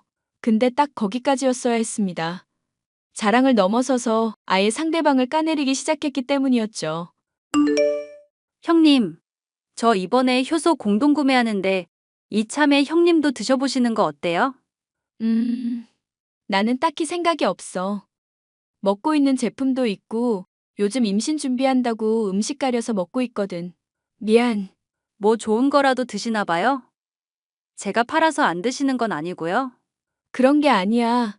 한약도 먹고 있고 여러 가지 신경 쓸 게 많아서. 아니, 제가 이거 많이 팔면 그만큼 이익인데 형님도 어느 정도 팔아주셔야죠. 같은 며느리끼리 의리가 있지. 사돈 어른들은 효소 같은 거 안 드세요? 글쎄, 워낙 알아서 잘 챙겨 드셔서 딱히 필요한 게 있으신가 모르겠네. 여쭤봐 줄까?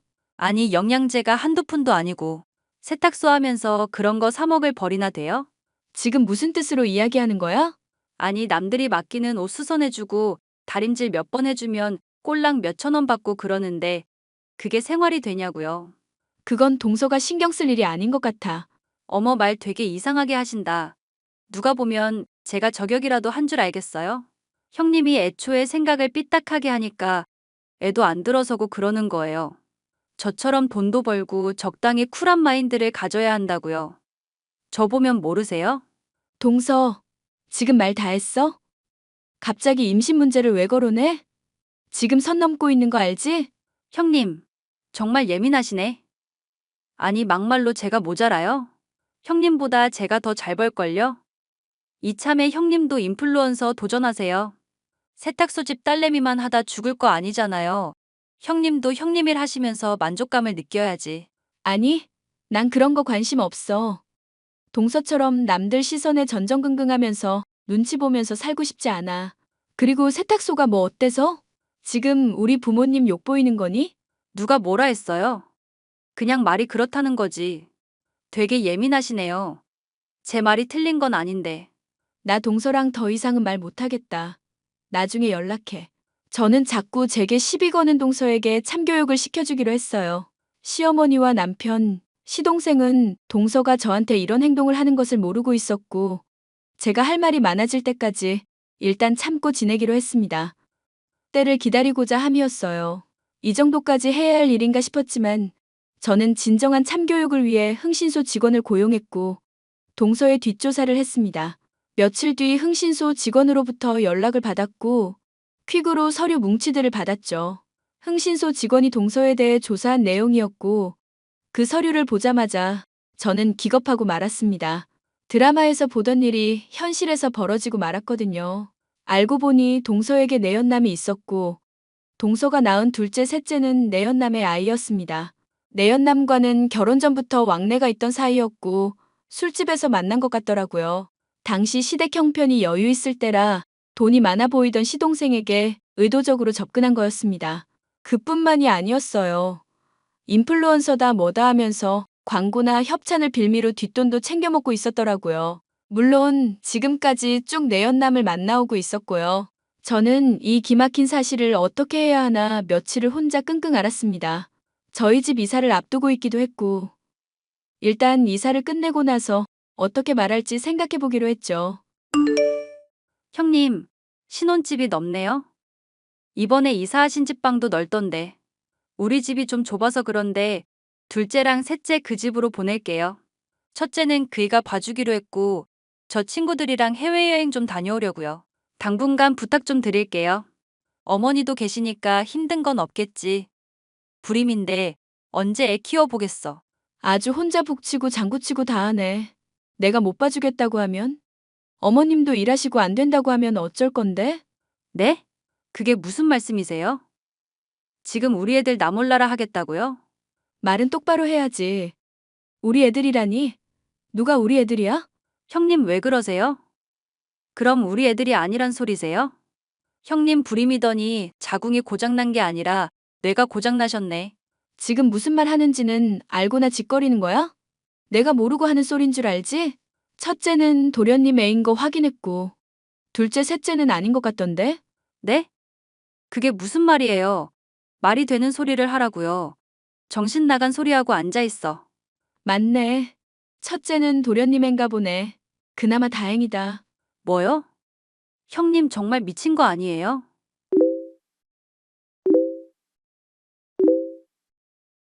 이거 보고도 그런 소리 할 수 있나 보자. 내가 모르고 하는 소리 아니라고 했을 텐데? 아, 이게 뭐야? 형님 제 뒷조사했어요. 하면 뭐가 달라져? 야, 적당히 해야지. 남의 귀한 집안에서 이게 뭐 하는 짓이야? 도대체 이게 무슨 경우인지. 형님이 무슨 말씀하시는지도 잘 모르겠고. 낯술이라도 하셨어요? 아니, 나 술 한 잔도 안 했고 정말 지극히 정상이거든? 말이 많아지는 거 보니까 사실이네. 이왕 이렇게 된 거 도련님이랑 어머님한테 다 말씀드려야겠다. 말하기만 해봐요. 내가 가만 안 둘 거야. 남의 가정 파탄 내고도 네가 잘 살 수 있을 것 같아? 어쭈, 이젠 반말까지 하네? 그러게 동서가 감당할 수 있는 일을 했어야지. 집에 있는 아이들을 위해서라도. 안 그래? 형님, 아니 야. 너 내가 그런다고 쫄 것 같아? 그래 말해봐. 어디 한번 말해보라고. 내가 못할 줄 알고? 그게 소원이라면 말해줄게. 저는 그 길로 시동생 남편 시어머니를 한자리에 불러 모아 흥신소 직원에게 받은 서류를 내밀었습니다. 처음에 이게 뭔가 하고 보던 시선들이 점점 싸늘하게 식어가더군요. 정말 제가 까발릴 줄은 몰랐는지 연락해서 온갖 쌍욕을 하면서 발악을 해대는데 가관이더라고요. 서방님은 아무 말 없이 얼굴이 시뻘개지더니 그대로 자리를 박차고 나갔고 연락을 끊어버렸습니다. 이윽고 며칠 뒤 시동생이 저를 찾아왔는데 욕이라도 할 줄 알았더니 고맙다고 인사를 하더라고요. 동서는 이혼소송 당했고 상간녀 소송까지 당해 위자료 한 푼 못 받고 쫓겨나고 말았습니다. 첫째 아이만 시동생이 키우기로 했으나 멀쩡한 사람 미혼부 만들기 싫어서 큰 결심을 했어요. 저희 부부가 아이도 없고 시어머니는 나이도 많으셔서 저희가 아이를 돌보기로 한 겁니다. 시동생은 생각 정리도 할 겸 돈 벌러 간다며 외국으로 떠나더라고요. 형님, 아니 이 못돼 처먹은 년아. 남의 인생 조져놓고 너는 잘 먹고 잘 살겠다고. 그렇게는 못하지. 이봐요. 이미 다 끝난 사이인데 이제 와서 무슨 소용이지? 콩밥 안 먹은 걸 다행으로 알아. 뭐? 아니 이 미친년이. 야, 네가 그렇게 잘났어? 애도 못 낳는 여자가 어딜 감히. 너는 나랑 비교할 건덕지가 못 돼. 이봐 동서.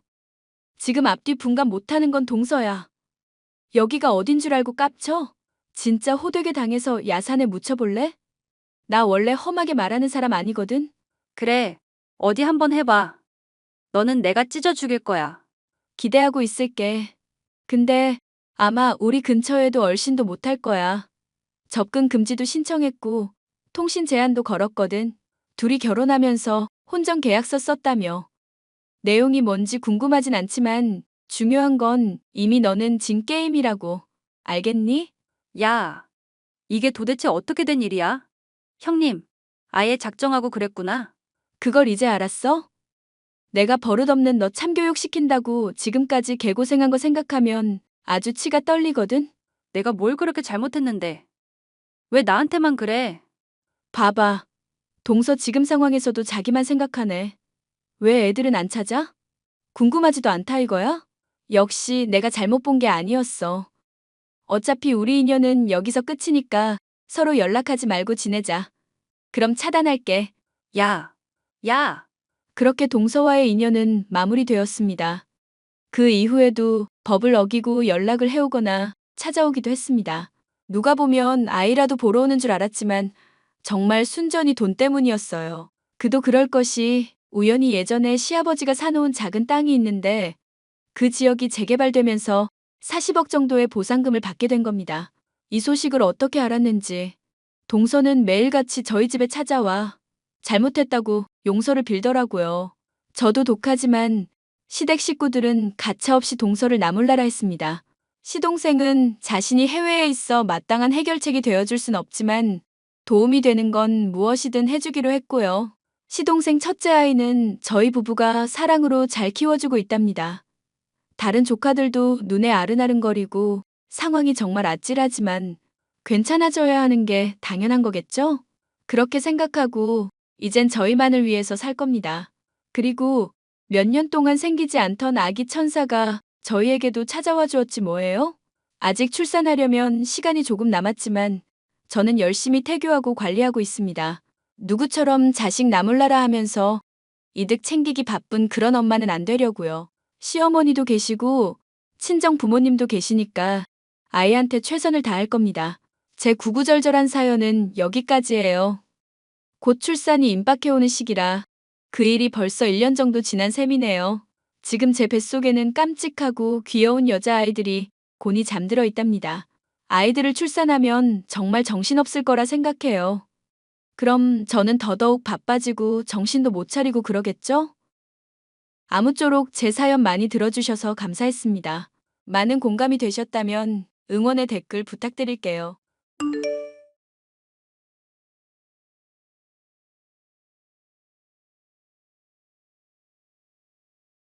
안녕하세요. 저는 얼마 전 파혼을 겪은 30대 중반 여성입니다. 요즘 말로 이혼보다 파혼이 낫다고, 파혼은 아무것도 아니라고들 하잖아요. 하지만 마음에 입은 상처는 파혼도 만만치 않다는 것을 느꼈습니다.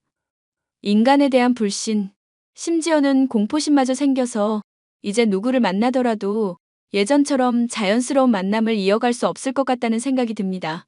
하지만 주변에 털어놓아 보아도 그런 집구석 인간들과는 파혼하길 잘했다며 이미 다 지나간 일인데 왜 그렇게 신경 쓰냐는 반응들이 많아서 더 이상 제 힘든 마음을 털어놓을 곳이 없네요.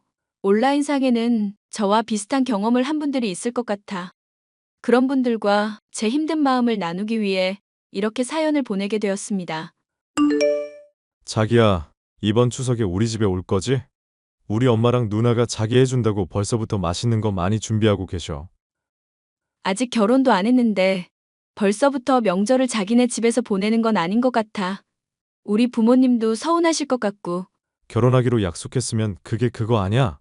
미리 와서 얼굴도 보고 서로 친해지면 좋잖아. 올해 명절이 나 결혼하기 전 부모님이랑 보낼 마지막 명절이 될 수도 있는데 벌써부터 시댁에서 보내기보다는 우리 부모님이랑 함께 하고 싶어. 자기도 이해하지? 나야 이해하지만 우리 엄마랑 누나도 이해할지는 모르겠네. 자기 올 거라고 내가 다 얘기해놨거든. 나랑 상의도 없이 얘기하면 어떡해? 내 의견은 중요하지 않은 거야? 결혼하면 남자 집에서 명절 보내는 게 당연한 거잖아. 어차피 결혼 약속한 사이니까 당연히 자기가 올 줄 알았지. 자기 예의 바른 사람인데 명절날 오는 걸 거절할 줄은 정말 몰랐다. 이게 예의랑 무슨 상관이야? 결혼하게 되면 모든 일은 부부가 공동으로 상의해서 결정해야지. 그렇게 자기 맘대로 독단적으로 결정하는 법이 어디 있어. 알았어. 내가 잘못했어. 지금 엄마한테 전화해서 명절 음식 다 버리라고 해야지. 한우 소고기도 사놓으셨던데 다 음식물 쓰레기통에 넣으라고 해야겠다. 그건 또 무슨 소리야? 내가 안 가면 자기 식구들이 나눠서 먹으면 될 일인데. 그걸 왜 버려? 누군가 오기로 해서 준비한 음식인데 그 사람이 안 오면 그 음식은 부정탄다고 생각하거든. 그래서 아무도 안 먹고 버리는 게 우리 집의 룰이야. 그런 말은 듣도 보도 못했어. 내 마음 불편하게 하지 말고 그냥 먹으면 안 돼? 자기는 전혀 신경 쓸 거 없어. 엄마가 알아서 해결하면 되는 거니까. 내가 지금 전화해서 한우랑 산적, 잡채, 갈비탕 몽땅 버리라고 할게. 하나라도 남아있으면 부정타서 다음에까지 재수가 없어. 알았어, 갈게. 가면 되잖아. 아싸, 그럼 추석 전날에 와서 하룻밤 자고 다음날 차례 지내고 저녁까지 먹고 가면 되겠다. 사랑해, 자기야. 남자친구와 저는 작년에 자전거 동호회에서 처음 만났습니다. 당시 저는 34살, 남자친구는 26살이었죠. 누구에게나 밝게 웃으면서 다가가는 그 남자가 멋있어 보였지만 8살이라는 나이 차이 때문에 감히 다가갈 엄두도 내지 못했습니다. 그런데 어느 날부터 그 남자가 저에게만 따뜻한 캔커피를 건네기 시작했고 그렇게 서서히 사랑이 싹트기 시작했습니다. 남자친구는 조금 어리광을 부리는 듯한 면이 있기도 했지만 그런 면까지 귀여워 보였어요. 자기야, 나 이제 집에 도착했어. 씻고 쉴게. 푹 쉬어. 오늘 자기가 와줘서 우리 엄마랑 누나랑 엄청 좋아하시더라. 근데 그 음식들을 전부 어머님이 만드신 거 맞아? 보통 솜씨로 만들 수 있는 음식들이 아니던데. 인터넷에서만 보던 모형 음식들 보는 기분이었어. 전부 우리 엄마 솜씨 맞지? 우리 본가 인테리어도 대단하지 않아? 나 그렇게 넓은 집은 처음 가봤어. 인테리어도 너무 고급지고 약간 기죽을 정도더라. 자기네 그렇게 부자였어? 내가 그동안 자기한테 말을 안 해서 그랬지. 사실 우리 부모님이 좀 사시거든. 자기 나랑 결혼하면 고생할 일 전혀 없어. 난 그런 말 듣는 거 불안하더라. 세상에 공짜가 어디 있어. 어머님이 우리 결혼 허락하셨을 때는 나한테 뭔가 바라시는 점이 있으실 거 아냐. 나랑 자기랑 나이 차이도 많이 나는데 말야. 우리 엄마는 내가 사랑하는 여자면 다 오케이랬어. 내가 자기 보자마자 첫눈에 반했다고 했잖아. 나이, 재력을 다 떠나서 내가 사랑하는 여자는 자기뿐이야. 작년에 저희 둘이 만나기 시작했을 때 제 마음은 몹시 불안했어요. 이제 결혼할 사람을 만나서 안정을 찾아야 하는 시기인데 8살 연하인 남자친구와는 미래를 꿈꾸기 어렵다고 생각했거든요. 그래서 제가 올 초에 헤어지는 게 낫겠다고 얘기하자 남자친구는 저랑 헤어질 수 없다고 단호하게 말하며 저에게 청혼을 했습니다. 저희 연애는 모든 것이 순탄했기에 결혼까지도 그럴 거라고 생각했습니다. 아가나다. 예비 시엠이. 어머, 어머님이 어쩐 일로 연락을 다 주셨어요. 추석날 너한테 대접한 음식이 아무래도 좀 부족했던 것 같아서 내가 쿠키랑 케이크를 좀 구웠단다. 네가 다니는 회사로 보내주고 싶은데 주소 좀 알려주겠니? 제가 다니는 회사 주소를요? 그래, 우리 경진이한테 들어보니까 네가 건물관리 업체에 다닌다면서? 거기 회사로 보내면 회사 사람들끼리 나눠 먹고 네 체면도 올라가고 얼마나 좋니? 그래도 회사로 받기는 좀 어려워서요. 차라리 제 집으로 보내주시면 안 될까요? 너희 집으로 이 많은 걸 보내 네가 어떻게 또 옮기려고 해? 처음부터 회사로 보내는 게 낫지. 나한테 회사를 알려주기가 그렇게 어렵니? 아니요. 그런 게 아니라 너무 갑작스러워서요. 저한테 미리 말씀이라도 주셨으면 좋았을 텐데. 알았다. 내가 어제부터 준비해서 만든 건데 네가 필요 없다면 다 버려야지. 어쩌겠니? 내가 너무 내 생각만 했던 것 같구나. 나 신경 쓰지 말고 일하렴. 어머님, 그걸 다 버리신다고요? 너 먹으라고 준비한 음식들인데 네가 필요 없다면 음식물 쓰레기통에 들어가야지. 네가 안 먹는 쓰레기를 다른 사람이 처리할 수는 없는 노릇이잖니. 아, 알겠어요. 주소 알려드릴게요. 이쪽으로 보내주시면 돼요. 제일 빠른 퀵으로 보낼 테니까 직원들이랑 맛있게 먹고 인증샷도 부탁한다. 감사합니다, 어머님. 사실 저는 남자친구와 그쪽 식구들에게 제 직업을 속이고 있는 상태였습니다. 건물 관리 업체에 다닌다고 했지만 그건 대외적으로 사용하는 제 직업일 뿐이고요. 사실 저는 상가 하나를 소유하여 직접 관리하고 있는 건물주입니다. 20살 때 지방에서 서울로 올라와 말도 못할 고생을 하면서 돈을 모았는데 다행히 돈복이 있는 편인지 투자한 것들이 수익을 거둬 30대 초반에 제 건물을 가질 수 있었습니다. 산전수전을 겪으면서 제가 깨달은 한 가지 원칙은 제가 가진 것들을 남들에게 자랑하지 말라는 것이었습니다. 동호회에서 만난 현재의 남자친구에게는 건물관리 업체 직원이라고 제 자신을 소개했고 저의 재력과 관계없이 절 사랑해주는 그 사람이 고마웠습니다. 시어머니께서 제 직장 주소를 궁금해하자 저는 친하게 언니 동생으로 지내는 1층 세입자에게 택배를 대신 받아달라고 부탁할 수밖에 없었어요. 언니, 지금 가게에 계시죠? 그럼 이미 나와서 재료 준비 중이지. 한두 시간 후에 제 이름으로 퀵이 하나 갈 건데 좀 받아주시겠어요? 쿠키랑 케이크 같은 거라는데 언니랑 직원들이 나눠서 드셔도 되고요. 어머, 뭐야? 우리 장 사장 결혼한다더니 벌써부터 이런 거 돌리는 거야? 그런 게 아니라요. 시어머니께서 저 주려고 만드셨다는데 딱히 받을 곳이 없어서요. 언니네 가게 주소 알려줬으니까 그쪽으로 갈 거예요. 시어머니가 벌써부터 그런 것까지 해줘? 장 사장 열심히 살더니 복 받았네. 남편이 8살이나 어린 것도 부러워 죽겠는데 시어머니까지 좋다니 내가 다 기분이 좋네. 아유, 아니에요. 아무튼 부탁 좀 드릴게요. 염려마. 내가 받아서 직원들도 나눠주고 장 사장 목도 남겨놓을게. 고마워요, 언니. 저는 결혼 전에는 제가 건물주라는 사실을 오픈할 생각이었어요. 하지만 아직은 때가 아니라고 생각해서 적당히 둘러대고 있는 중이었습니다. 마침 1층 술집 사장님은 제가 결혼을 앞둔 것도 알고 있고 평소에 서로 힘든 일이 있으면 잘 다독여주는 사이였기에 이번에도 마음 편히 부탁을 할 수 있었어요. 장 사장, 비상이야, 비상. 지금 나와서 나 좀 도와줄 수 있어? 언니, 무슨 일인데 그래요? 오늘 단체 손님 잡혀서 최고로 바쁜 날인데 알바 둘이 킥보드 타고 오다가 넘어져서 지금 병원에 실려갔대. 둘이나 빠져서 지금 홀이고 주방이고 난리야, 난리. 내가 오죽 부탁할 데가 없으면 장 사장한테 연락했겠어. 여기 와서 하루만 도와줄 수 있어? 제발 부탁이야. 알겠어요. 제가 지금 바로 나갈게요. 그날 술집에는 단체 손님으로 가득했고 저는 다른 때도 이 언니의 부탁으로 일손을 거들었던 경험이 있기에 빠르게 밀린 주문을 쳐내기 시작했습니다. 그때는 몰랐습니다. 그날 술집에서 일하는 저의 모습을 누군가 몰래 훔쳐보고 있었다는 것을요. 나다. 예비씨 애미. 어머님, 안 그래도 연락드리려고 했어요. 상견례 날짜도 잡아야 하고요.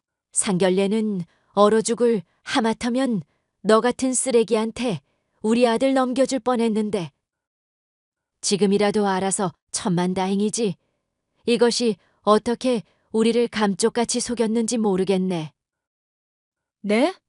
저한테 왜 그러시는 거예요? 너 술집에서 일한다며? 너희 신우가 네가 적어준 직장 주소로 찾아갔더니만 네가 야시시한 옷을 입고 남자한테 웃음 팔고 몸 팔고 있는 거 똑똑히 목격했다고 했어.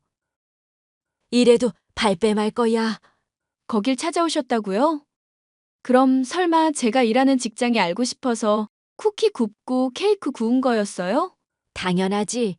그렇지 않으면 내가 너 같은 8살 연상 늑다리 며느리한테 케이크를 왜 보내니?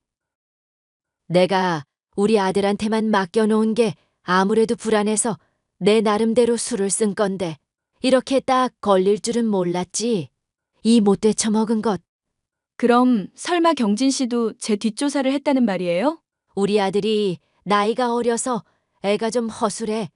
나는 너 처음 보자마자 8살이나 많고 벌써부터 얼굴에 주름이 자글자글해서 딱 싫다고 했더니만 네가 무슨 건물주라는 둥말도 안 되는 얘기를 하길래 내가 나섰지. 너 언제까지 우리를 속일 수 있을 줄 알았어? 경진 씨가 저를 건물주라고 했다고요? 저는 그 사람한테 그런 말 한 적이 없는데요. 경진이 말이 자전거 동호회에서 너 건물주인 거 모르는 사람이 없다더라. 네가 전화 받을 때마다 월세가 어쩌고 세입자가 어쩌고 하는 거 안 들은 회원이 없다는데. 아예 네 맞박에다가 나 건물주라고 써놓고 다니지 그랬냐? 확성기에 대고 건물주라고 동네방네 떠들지 그랬냐고. 저런 머저리 하수한테 우리 아들이 넘어갔다니 내가 쪽팔려서 고개를 들 수가 없네. 됐고요. 저 경진 씨랑 얘기 좀 해볼게요. 우리 아들이랑 대화해서 뭐 어쩌려고 술집에서 일하면서 배운 천박한 말 기술로 우리 아들 농락해서 오해였다고 빠져나가려고? 어림도 없어. 경진이는 속아도 내가 안 속아. 내가 올해 조상님 제사도 잘 모셨는데 어쩌다 이렇게 더러운 게 우리 집에 들러붙어서는 꼴도 보기 싫으니까 꺼져. 저는 너무나 큰 충격을 받았습니다. 순수한 사랑이라고 믿었던 남자친구마저 저의 돈만 보고 결혼을 결심했다는 걸 안 순간 제 안의 모든 것이 와르르 무너지는 느낌이었어요. 그래도 예비 시어머니의 말만 듣고 모든 관계를 정리할 수는 없었습니다. 적어도 당사자의 말을 듣고 정리하는 게 맞다고 생각해 남자친구와 대화를 시도했습니다. 경진 씨, 어머님 말이 사실이야? 자기가 나 건물주라고 알고 만났다는 거. 뇌가 있으면 생각을 좀 해. 네가 건물주가 아니면 나 같은 젊은이가 너를 왜 만나? 아주 나이만 처먹고 양심은 저 세상에 팔아먹은 인간아. 내가 건물주라고 생각하게 된 계기가 뭐야? 네 전화 목소리 개 크거든. 전화 받을 때마다 이번 달 월세 빨리 보내달라는 둥 떠들어대길래 동호회에서 너 건물주인 거 모르는 사람이 없었어. 거기 있는 남자들끼리 누가 너 꼬셔서 결혼하나 내기해서 내가 이긴 줄 알았는데 이제 보니 완전 사기꾼한테 속은 거였어. 나 이제 쪽팔려서 그 사람들 어떻게 만나? 나를 두고 그런 내기까지 했다고? 니네들이 사람이냐? 너도 우리 같은 젊은 남자 꼬시고 싶어서 거기 들어와서 건물주 행세한 거잖아. 건물주 행세라도 안 하면 아무도 너 안 만나주니까. 내 말이 틀려? 너 만난다고 허비한 내 시간과 돈이 아깝다. 야, 다 필요 없고 내 계좌번호로 돈이나 보내. 내가 너한테 빌린 돈도 없는데 돈을 왜 줘야 해? 내가 너 건물주라고 해서 우리 엄마가 돈 얼마나 썼는지 알아? 네가 먼저 사기쳐서 이렇게 된 거니까 손해배상은 해줘야 할 거 아냐. 명절 음식 사온 값이랑 아파트 단기 임대비, 케이크 사온 값 다 정리해서 알려줄 거니까 오늘 안에 입금해. 그 모형 같았던 명절 음식이랑 케이크 다 사온 게 맞았네. 근데 아파트 임대비? 설마 너희 엄마가 산다는 그 아파트도 진짜가 아니었어? 내가 그렇게 돈이 많으면 너 같은 노땅을 왜 만나냐? 건물주 기둥서방 되는 줄 알고 힘 좀 줬더니만 돈은 돈대로 쓰고 나만 쪽팔리게 됐어. 너는 그럼 처음부터 끝까지 나한테 진심인 적이 단 한 번도 없었다는 거네? 눈이 있으면 거울을 보세요. 어느 정신 나간 놈이 너같이 나이 많은 아줌마랑 결혼을 해? 나는 비위가 강해서 돈만 보고 해보려고 했는데 돈도 없는 술집 아줌마인 거 알았으니 이제 완전 빠이빠이야. 그래도 내 계좌로 돈은 꼭 보내라. 응? 남자친구마저도 예비 시어머니와 똑같은 인간이라는 걸 확인한 순간 저는 더 이상 숨길 게 없다고 판단했습니다. 다들 모이셨네요. 야, 너 빨리 돈 보내. 구차하게 질질 끌지 말고 돈 정산하고 끝내자니까. 왜 약속을 안 지켜?